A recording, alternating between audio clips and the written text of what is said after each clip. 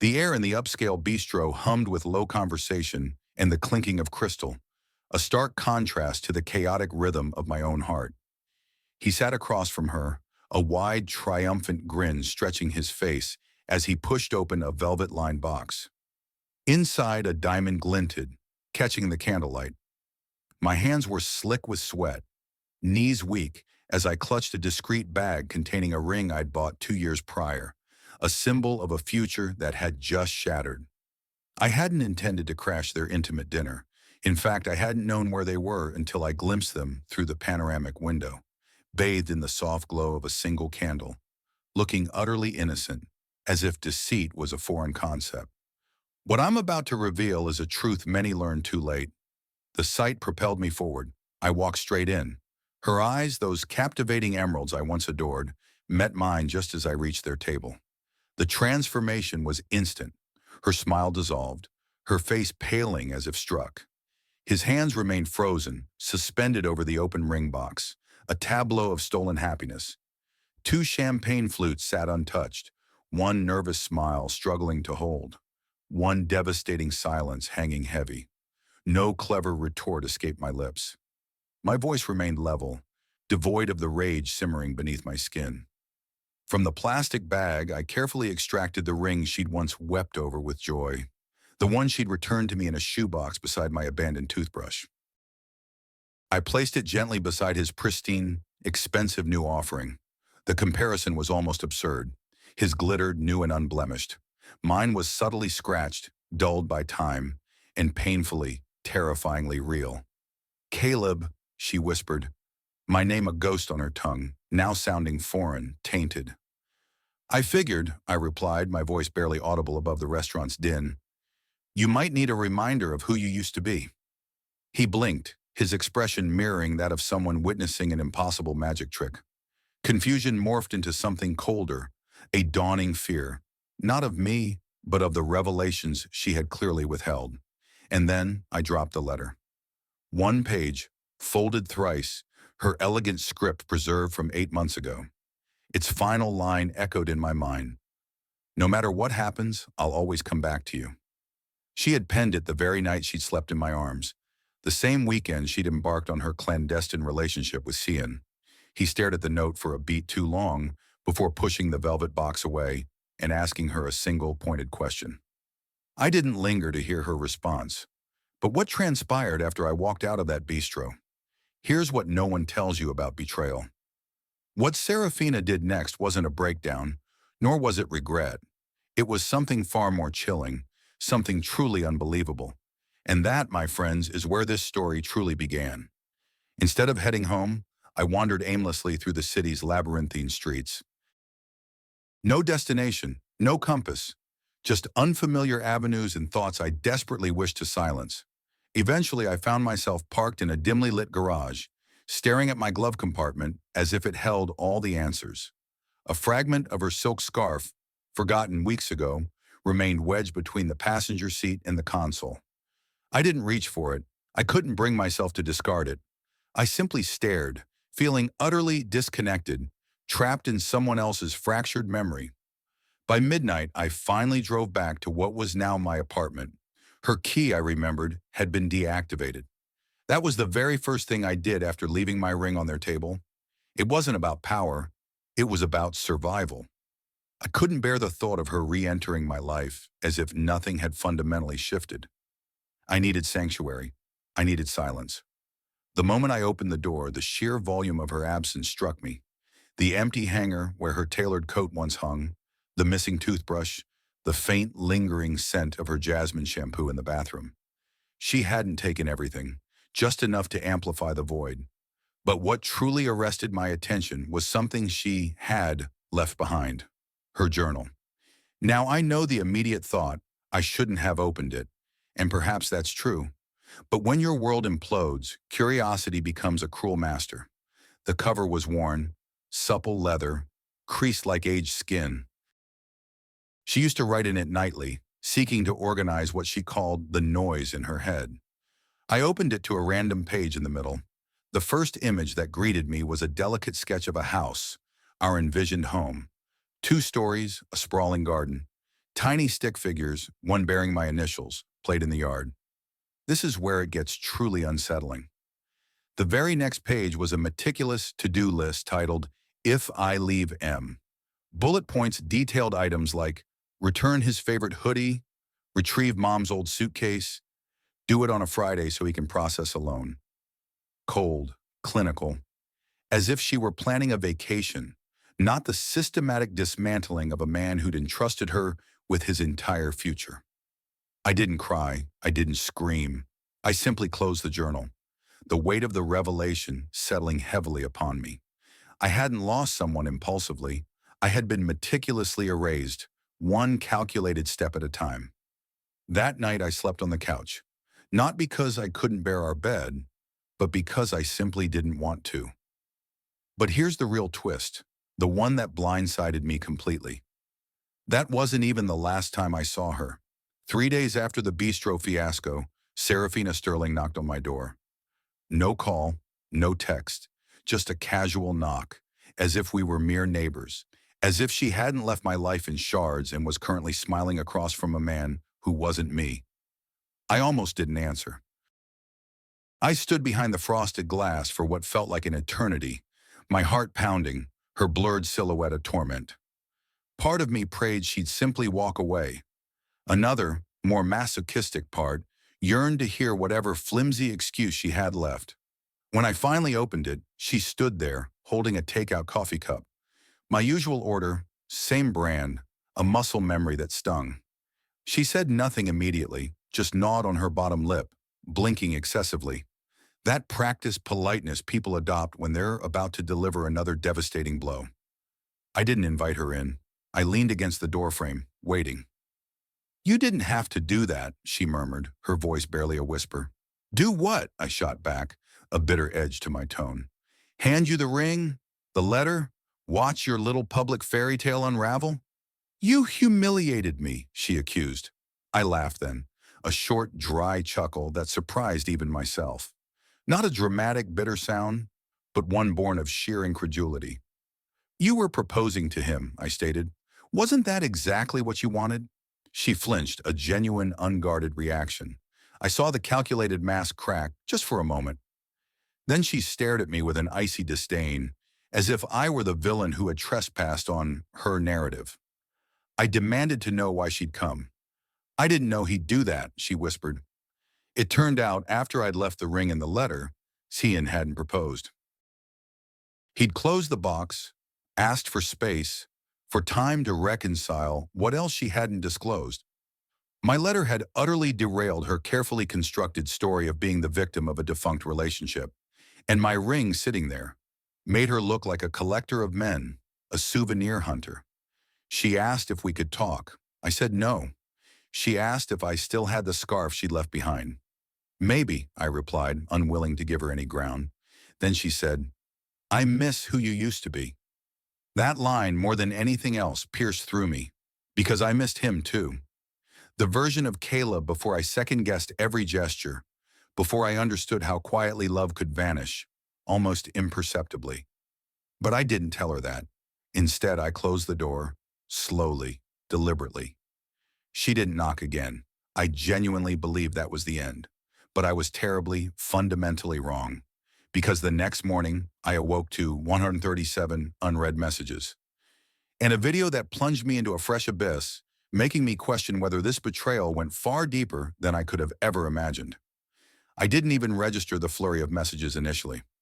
I was halfway through brushing my teeth when my phone began vibrating incessantly on the bathroom counter. My first thought was a mundane group chat, memes, or weekend plans. But when I wiped my mouth and glanced at the screen, her name, Serafina Sterling, flashed repeatedly. Texts, missed calls, even a voice message she'd clearly tried to delete after sending. My stomach plummeted. Something was profoundly wrong. Not a pang of guilty conscience wrong, but a desperate damage control wrong. But nothing, absolutely nothing, could have prepared me for the file at the bottom of the list. A video simply labeled, "Please delete this." Curiosity might be a curse, but once you've been lied to by someone you loved, suspicion becomes an ingrained instinct. I opened it, half expecting something trivial. perhaps a selfie video meant for Kian. Instead, I saw a living room I didn't recognize. A cheap floor lamp, a beige sofa, a wall-mounted television playing something indistinct in the background. And in the center of the frame, there they were, Serafina and Cian Rivers. At first it was just a conversation, but the camera was unmistakably hidden. The angle was poor, the audio muffled, as if placed under a table or behind a houseplant. Yet I could discern enough, and what I heard sent a cold dread through me. He was confronting her, not about me, but about another man. Apparently I wasn't the first. She'd overlapped partners before, in a different city, with a different guy who had also believed he was the one. Cian, or whatever his name was, had just unearthed this. She had told him she was recovering from a toxic ex when they met. That was her practice line. And it worked. It always worked, until someone dared to dig too deep. What stunned me most wasn't the rehashed lie. It was her utter casualness. She didn't cry. She didn't deny it. She merely said, "I needed a bridge." A bridge, as if people were nothing more than convenient stepping stones to her next thrill. No remorse, no shame, just chilling calculation. By the video's end, Cian stood up, declared, "You're broken," and walked out. She didn't even attempt to stop him. She simply sat there chewing her lip, then glanced toward the hidden camera and whispered, "I told you not to record this." So the question blazed in my mind. Who filmed it? And why, of all people, was it sent to me? That answer arrived exactly 4 hours later, with another knock on my door, this time from someone I hadn't seen in over 2 years, Serafina's sister. I hadn't seen Melody Summers, Serafina's younger sister, since their mother's birthday celebration nearly 2 years ago. Back then, she was the quiet, observant one, speaking in carefully measured sentences, always leaving the chaos to others. So when I opened my front door to find her standing there, dressed in jeans and a windbreaker, clutching a USB drive, and looking utterly bereft of sleep, I was speechless. She offered no hug, no polite inquiry about whether it was a good time. Instead, she simply stated, "I need to show you something," before she manages to erase it. I ushered her in. We sat on the floor, ignoring the inviting couch, as she plugged the USB into my laptop with the urgency of someone disarming a bomb. And in a way, it was. Melody confided she hadn't spoken to Serafina in 3 weeks, not since uncovering the plan. I had no earthly idea what she meant. Melody took a fortifying breath and unraveled everything, piece by agonizing piece, as if reciting a well-rehearsed speech she still couldn't soften.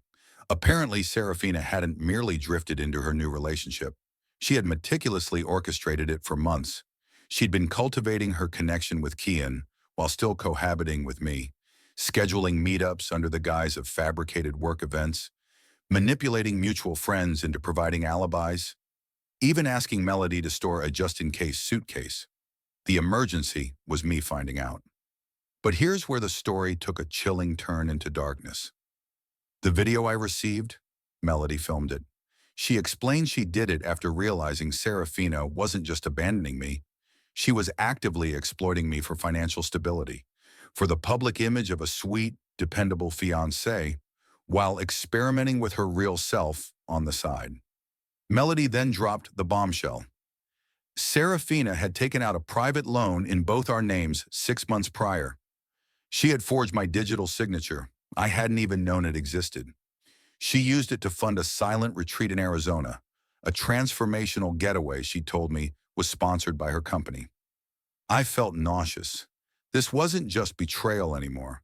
It was calculated fraud, and I had no idea how deep its tendrils stretched.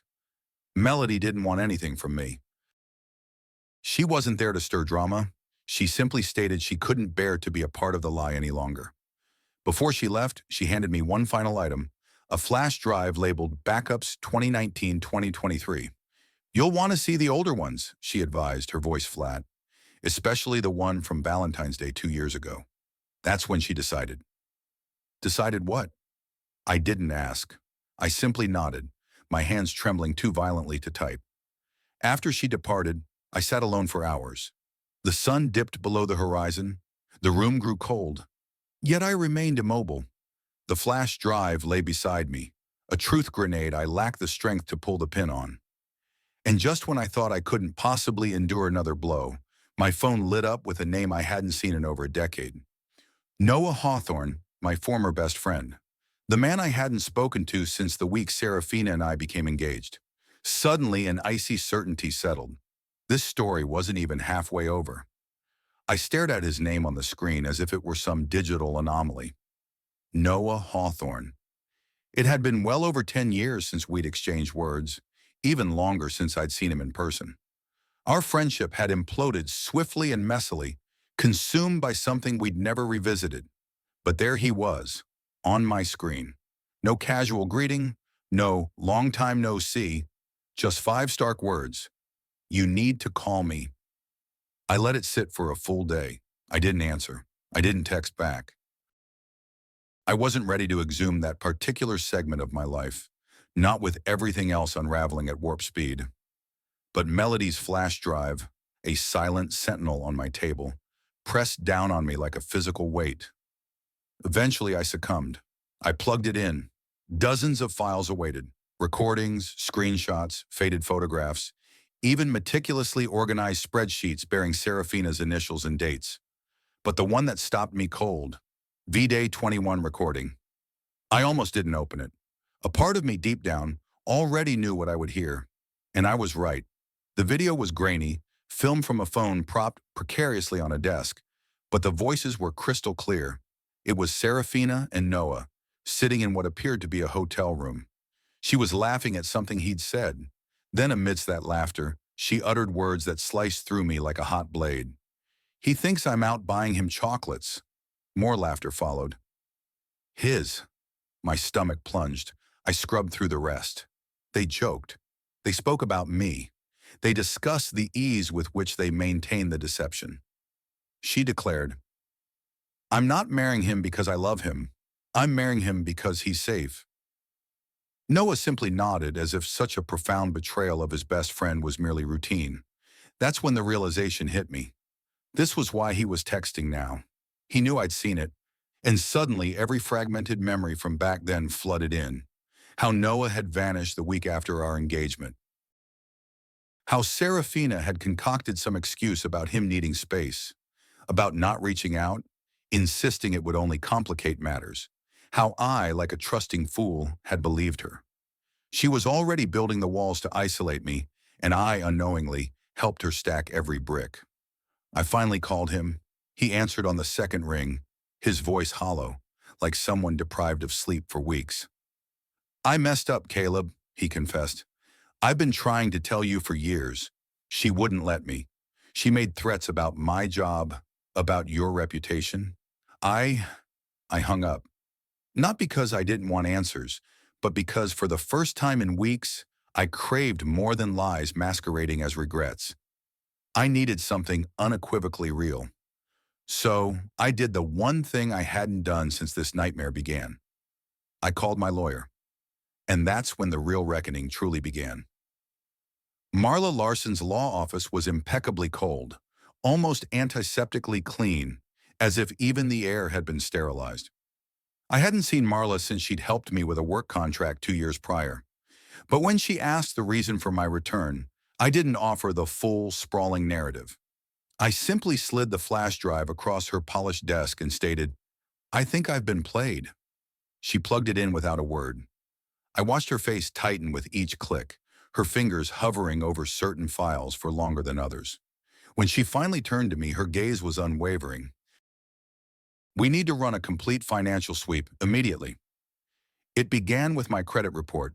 I fully expected to uncover the loan Melody had mentioned, but there were 4, one for the silent retreat, another for what appeared to be an interior design course she never attended, a third in both our names, tied to a wellness coaching program she'd apparently been operating under a fictitious business name. And then, the most egregious, an open joint line of credit utilized for multiple luxury hotel stays, some dating back to the precise weekends she'd claimed she was visiting her ailing aunt. Marla looked at me as if I'd willingly stepped into oncoming traffic. You need to freeze everything tied to your name. Now. While she made the urgent calls, I sat there in a daze, the numbers swirling in my head. Thousands of dollars siphoned under the radar, all because I had trusted her with passwords, trusted her when she said she was managing our finances. She had slowly drained pieces of my life, one careful transaction at a time, and I had foolishly enabled her. That night, I meticulously changed every single password, bank accounts, emails, insurance. I even reset my Netflix login, grasping for any semblance of control. I sifted through old receipts, texts, photographs, searching for any clue I might have missed. And then I found it. The draft. Buried deep in my email drafts folder, a resignation letter drafted under my name, addressed to my boss, typed and saved 6 months ago. The tone was professional, but the message was chillingly clear. I was stepping down. It even bore a forged e-signature at the bottom. I stared at the screen for a full 10 minutes, immobile. Why would she write this? Why save it? And then the horrifying truth struck me. If I had lost my job, if I had voluntarily resigned, my severance and insurance benefits would have seamlessly transferred into her hands under our joint agreements. She wasn't merely preparing to leave me. She was preparing to strip me bare, to make it appear as though I had willingly surrendered everything. I didn't sleep that night. I couldn't. I paced from room to room, flicking on lights I didn't need, double-checking locks, refreshing my accounts every 15 minutes as if they might simply vanish. I felt hunted, as though my life had been twisted into a narrative someone else was meticulously writing behind my back. And just when I thought she had exhausted her arsenal of deception, a letter arrived in the mail the next morning. No return address, just a single sentence scrawled inside. I never meant for it to go this far. But by then, it had already gone too far. I didn't call her. I didn't reply to the letter. I didn't send some grand, final message designed to induce guilt or prolong the drama. After everything, the lies, the phantom businesses, the hidden accounts, the betrayal that spanned not just one relationship, but two, there was only one thing left to do. Let it go. Marla helped me file the necessary reports. We froze the fraudulent accounts, meticulously documented the forged signatures, and initiated a legal separation of assets. It wasn't easy. It wasn't swift, but it was clean. I didn't want revenge. I just wanted distance. Then about a month later, something subtly profound happened. I began waking up without immediately checking my phone. I stopped moving through rooms as if they were inhabited by ghosts. I ceased flinching at old photographs or compulsively rereading old emails for hidden clues. Slowly, so slowly I barely noticed it at first, I began to feel like myself again. Or perhaps, for the very first time, I discovered who myself truly was. I adopted a dog. Her name is Cricket. She barks at her own reflection and tries to catch raindrops with her tongue. She has no concept of who Serafina is. No idea what loneliness feels like, or why someone would forge a resignation letter. All she knows is that I am her person, and I feed her twice a day and laugh when she skids across the kitchen floor. It's a small, foolish thing, but it feels like healing. I also reconnected with people I'd unwittingly pushed away during that relationship. My brother, an old high school friend, and eventually even Noah. He showed up in person, offered a sincere apology, and confessed he hadn't recognized the man he'd become when he allowed her to manipulate him. I told him I couldn't forget, but perhaps one day I could forgive, and to my surprise, I genuinely meant it. As for Serafina, the last I heard, she attempted to launch another coaching brand in a different state. I didn't follow up.